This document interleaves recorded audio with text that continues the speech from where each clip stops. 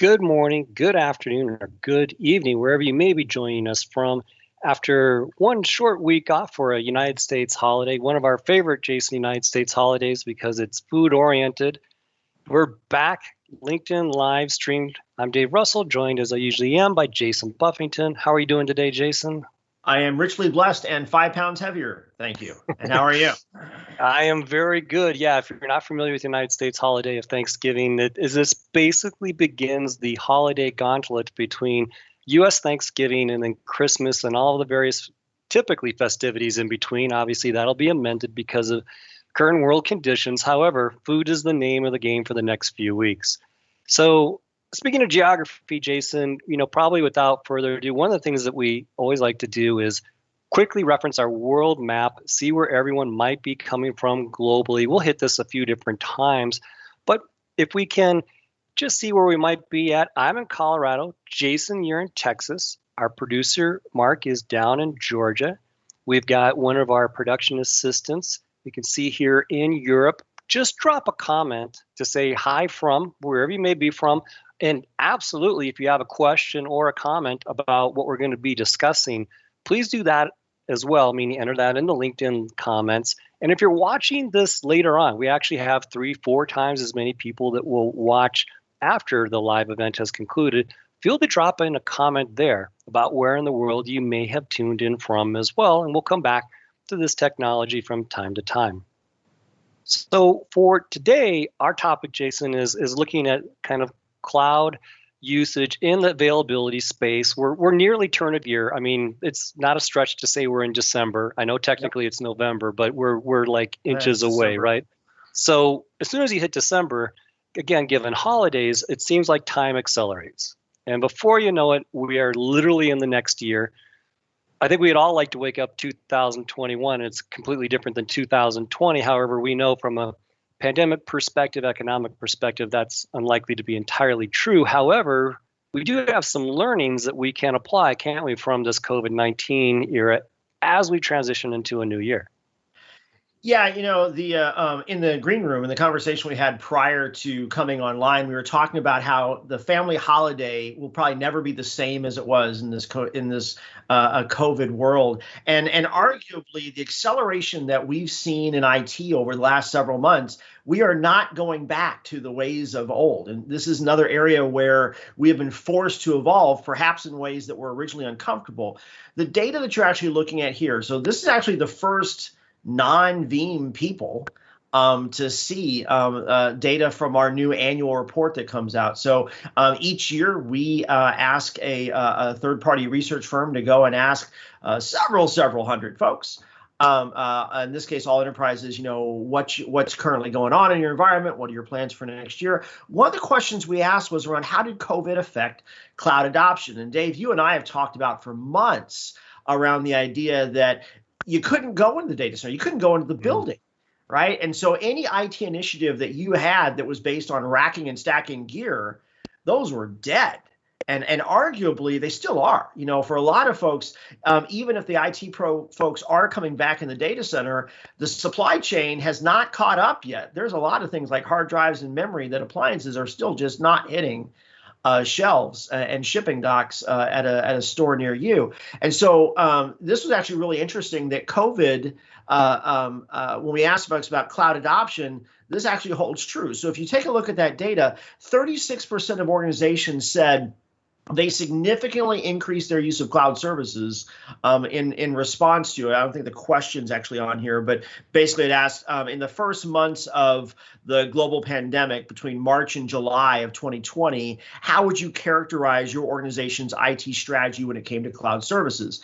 And so that first piece, 36%, right, said significantly increased, 39% said moderately increased, and I've been off, so add those two together. So 75%-ish. Yeah, a full 3/4. No, that's exactly so. I mean, that's significant by anyone's statistics. Yeah, and then 18% said they slightly increased, right? So maybe the other way to look at this is write this down, only 7% of organizations did not increase their use of cloud in partial response to COVID. right? And again, kind of like the Thanksgiving meal that may not ever be quite the same as what we did in yesteryear. We're not going back, right? People are not going to be saying, hey, let's get our data back out of the cloud now that we can walk into a data center without a hazmat suit on. And so certainly we've seen some rapid acceleration that I think is going to be interesting to how we all change our IT strategy and landscape.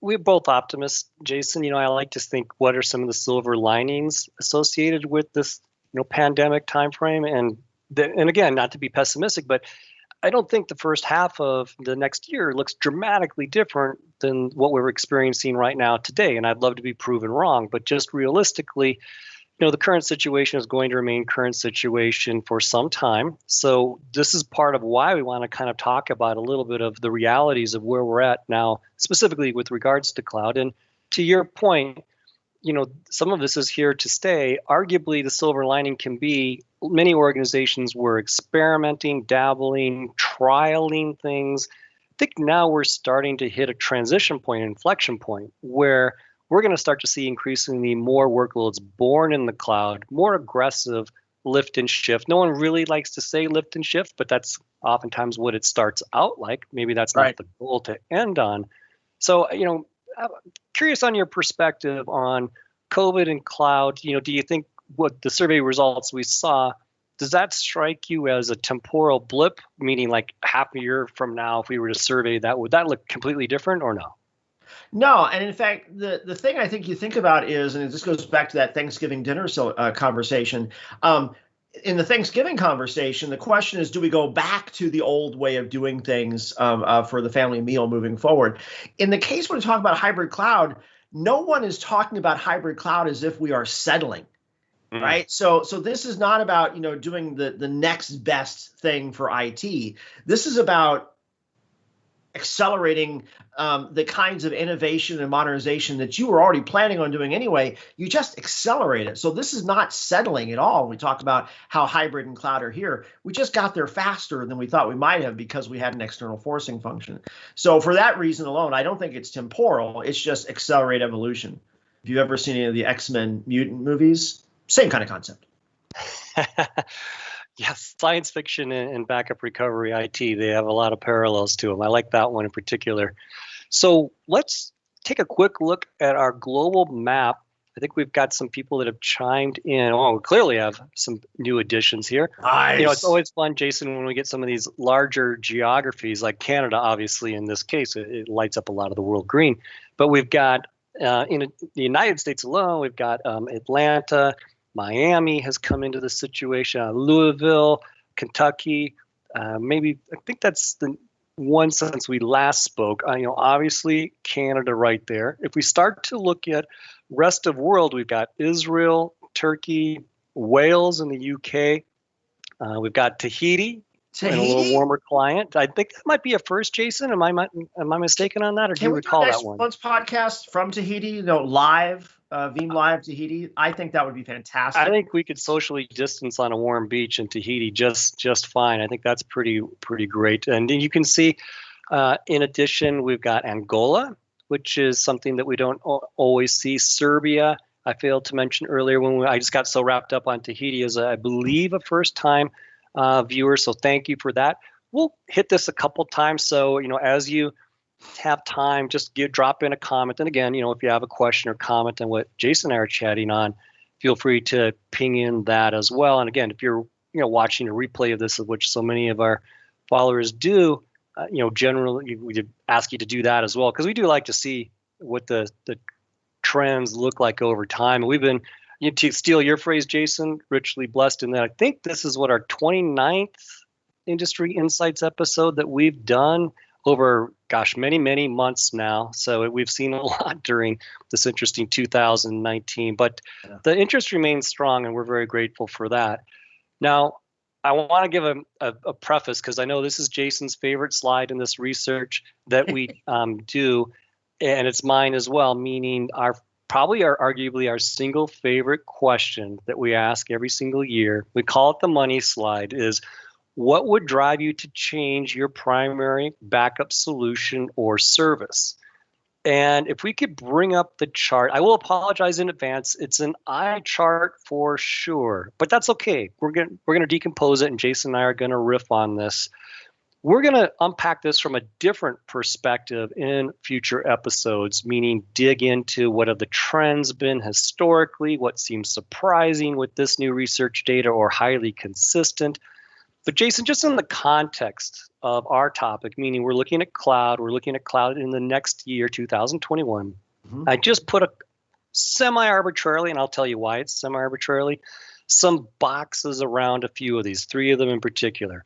The reason I call it semi-arbitrarily is you could make a case that cloud could participate or influence a response in multiple different areas on this single question. But some are more explicit than others. And the bottom, you can see the legend. The punchline, if it's a little small for you, is that the most recent data is in the green or top bar. And that's how these are stack ranked in the order you see them. But about number 5 there is the main reason at number 5 that you would be driven to change your solution or service for backup is to move from on-prem data protection to cloud-based data protection service. And to your point, Jason, on the COVID and impact on cloud in the prior pie chart, pretty dramatic movement year over year, and not one that we're thinking really slows down.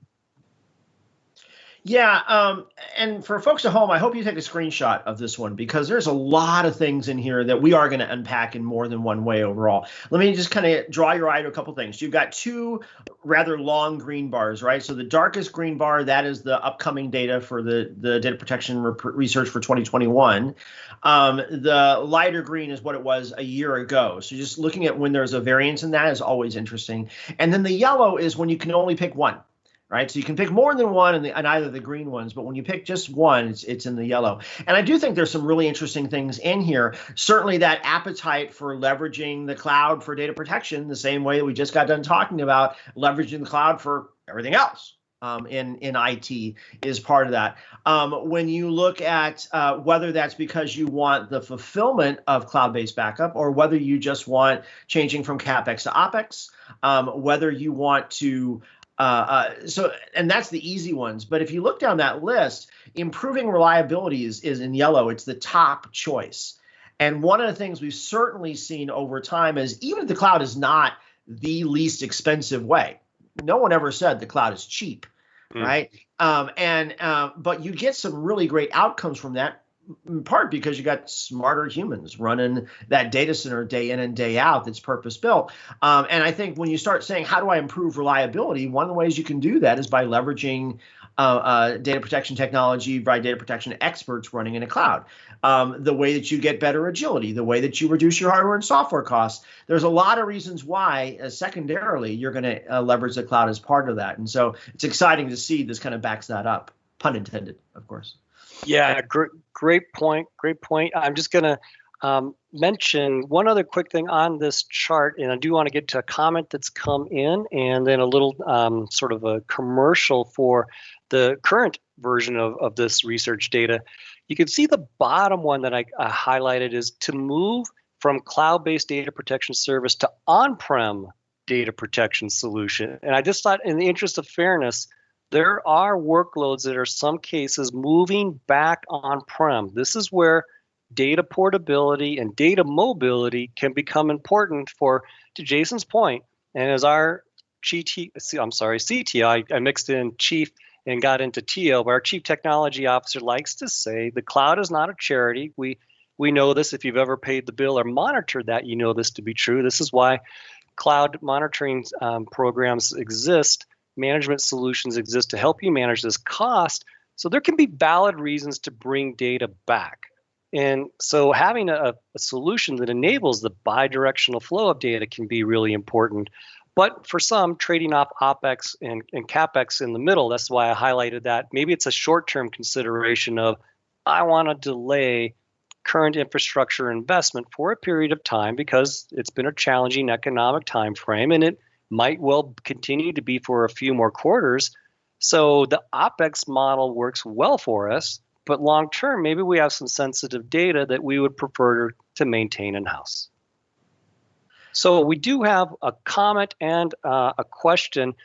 Jason, actually, I will let you handle the first question from Naz because I think you've got a unique perspective on what he's asking. Yeah, so Naz makes a comment on the ability to integrate third-party applications through an API framework. And if you aren't familiar with that, one of I think my main goals in life is backupless backup, where you don't think about backup as a secondary set of activities that you do after you set up the production environment. It really ought to be a well-integrated part of the primary ecosystem, whether that's because of VM tags or whether that's because of your Kubernetes policies. But you really want to integrate backup into a broader systems management framework. And that's what Naz's comment is on. In fact, if you want to see some examples of how folks have been doing that, every year about this time, we do what's called the Veeam Innovation Awards. And often some of the solutions that we celebrate are solutions where third parties, partners and providers have built whole data protection solutions and outcomes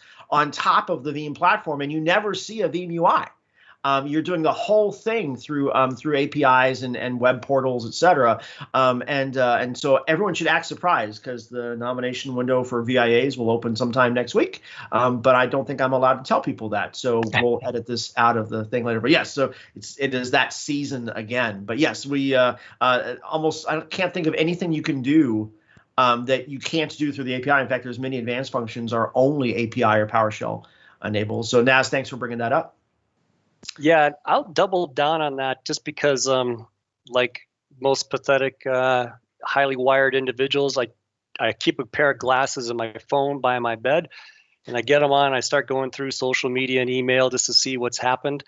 And one of the first tweets I saw, though, is one of our vanguards, and I'll actually define as a teaser, Jason and I will, what a Veeam vanguard is, but an external person to Veeam, who happens to be kind of something of a proponent or an influencer for Veeam. They have a great tweet that they sent out where they took version 11 early access code around our enhanced instant recovery or IR capabilities, in this case for NAS, and we're able to use some of the API integrations with being able to do things like go publish off of your production NAS into another system so you're not impacting production at all, and scan that for malware and or even forensically look for certain images. So nice. You can use third-party software to see if there's a picture of a certain kind, if depending on what the nature of your work is. So just making the point, Jason's absolutely right. The Veeam Innovation Awards highlight this, but we even have ongoing technical previews now where people are already starting to consume even more and more deeply some of the existing capabilities and leveraging some of the newer capabilities even before we hit GA. There are some truly scary smart vanguards in our community that are wickedly legit. Yeah. No, they absolutely are. And boy, I'll take a shot at this next question. There you go. Nice. Way to represent.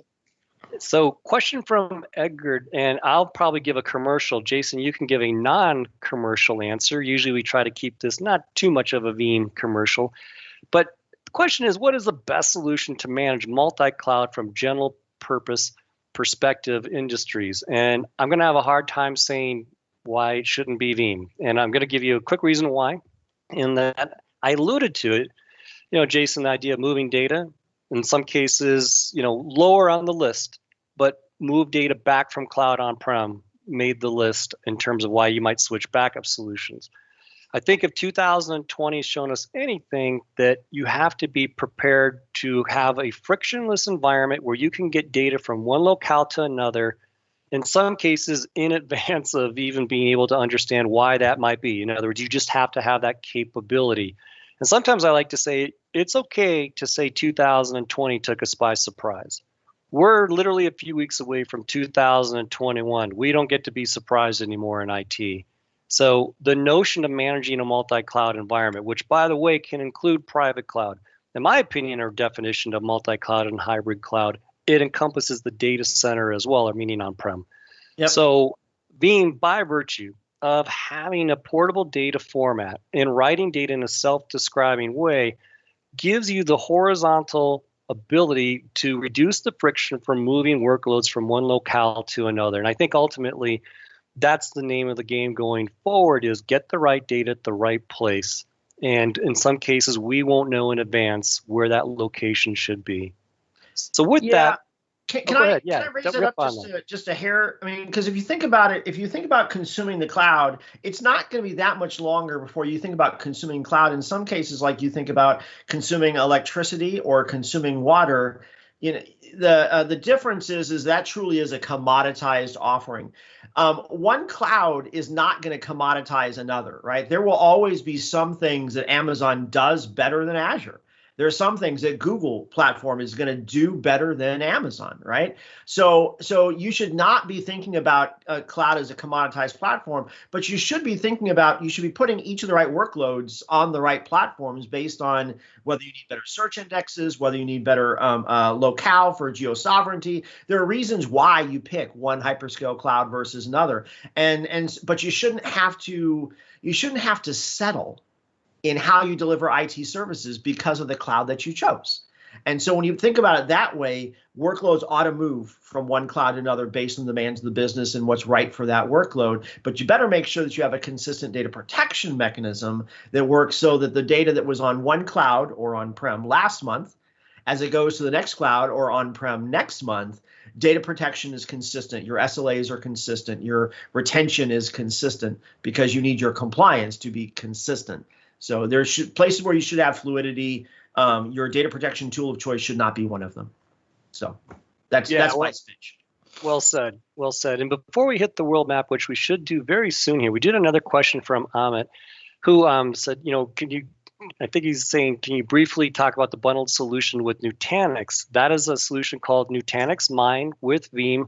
It's some time ago, but I did do a LinkedIn live stream with Nutanix that just covered that solution. And if you're not familiar with it, we take a Nutanix hyper-converged solution that you may be familiar with. And if you're not familiar with it, and Nutanix really invented the hyper-converged notion.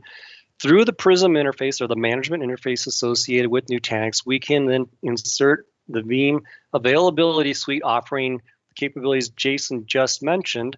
In some cases, we have people that favor that solution just because it's an interesting scale-out, software-defined, extensible platform, an engine that runs Veeam extremely well.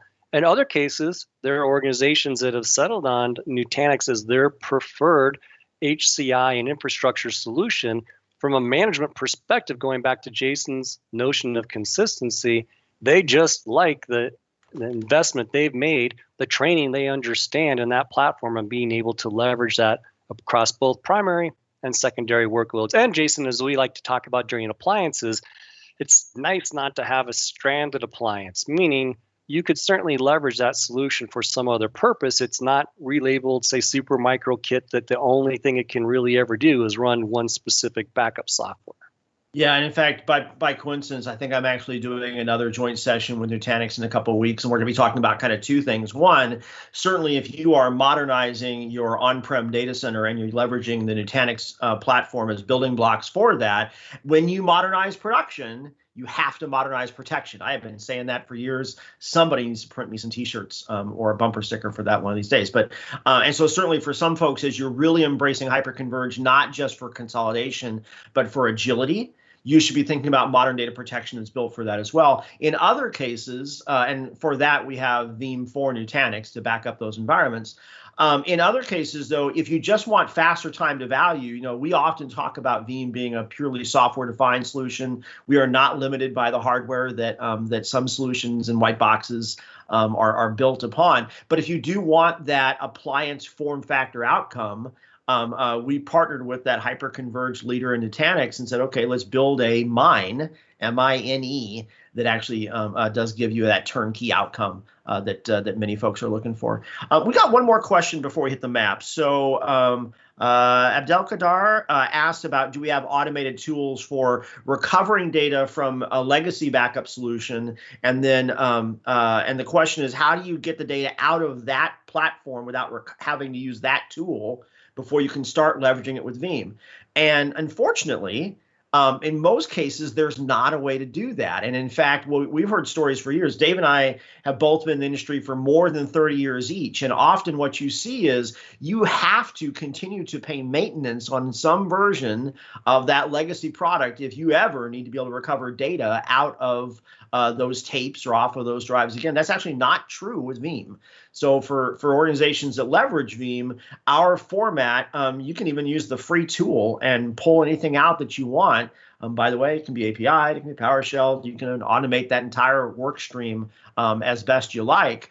That's not true with a lot of the other folks. And it's one of the worst forms of vendor lock-in is no matter how far away you want to separate yourself from that legacy tool, you got to have at least one copy of it still running with maintenance on it in order to be able to suck that data back out if you ever needed it.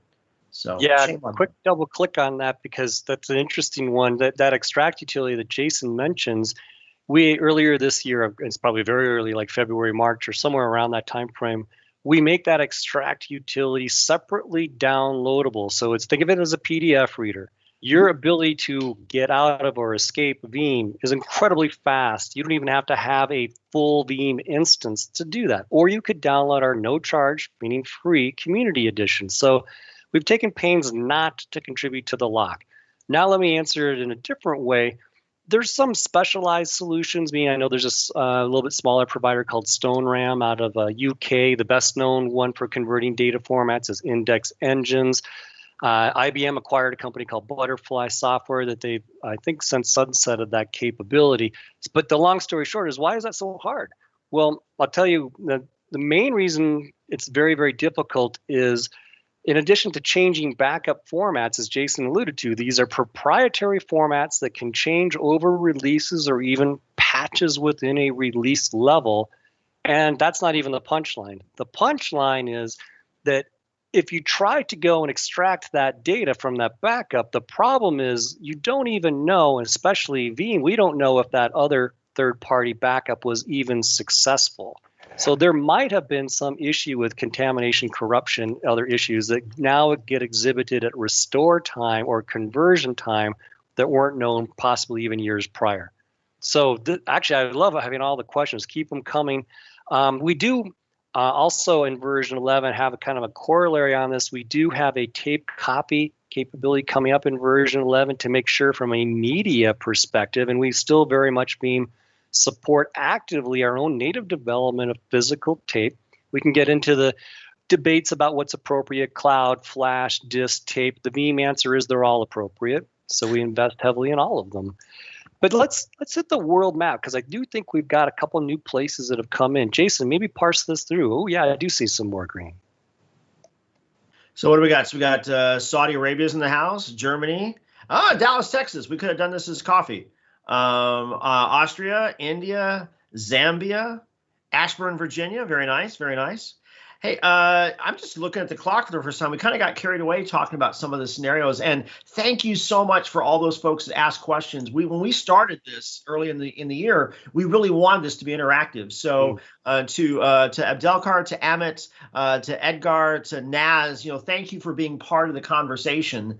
If you have other questions, we will actually answer them in the chat for this week along the way. But I think we're coming close on time. Seems like maybe we need to make this a two-parter. So there's a lot to talk about in hybrid as we get ready for 2021. How about we commit now to another segment on hybrid 2021 planning before Christmas? So we'll make this a multi-segment and cover more data. But Dave, you want to wrap us up? What are we doing on Friday? Yeah, this Friday we've got discussing this Veeam Vanguard program that I alluded to, which is our sort of almost like Top Guns. Yeah, Jason's representing the merch right there. We've got Rick Vanover and Nikola Peshkova are going to be speaking this Friday on what the program is, what's going to be new in 2021. If you've ever seen anything associated with Rick, and if you follow Veeam, you probably have, he's not to be missed. And double click on what Jason said. I love the idea. We'll revisit this same topic with even more data. But on behalf of Jason and myself, thank you for asking the question sincerely. We actually love that more than trying to cover slides that we've got. So in fact, maybe someday we even just have an open Q&A, sort of ask anything kind of a notion someday. So with that, thank you so much, everyone, for joining. Stay safe, stay positive, and have a great rest of the day and rest of the week. Bye for now. Okay.